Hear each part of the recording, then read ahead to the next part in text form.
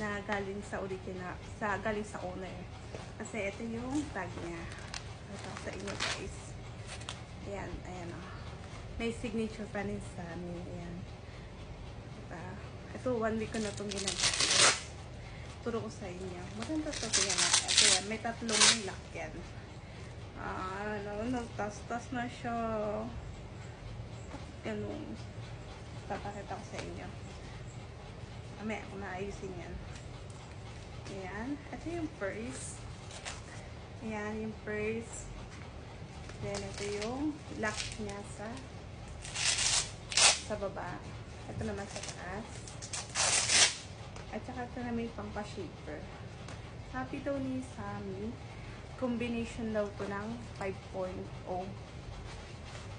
Combination ng 5.0. Nilagyan lang siya ng inner para kahit hindi ka na mag-inner sa loob, masusuot mo siya. Hindi ka tulad ni 5.0 na sinasabi ni Sammy na owner, kapag yung 5.0 ay sinuot mo, kailangan mo pa rin maglagay ng inner kasi masakit daw sa palad.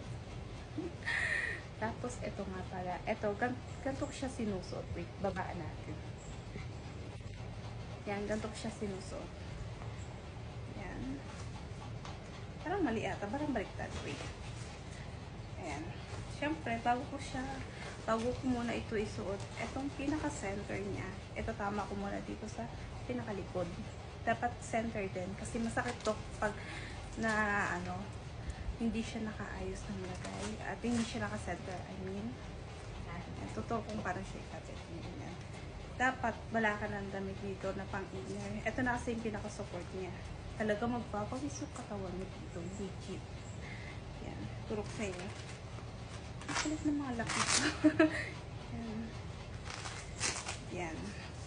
Tinatry ko kasi mag-vlog. Baka may opportunity ako maging vlogger. Why not? Lahat naman tayo pwede maging vlogger.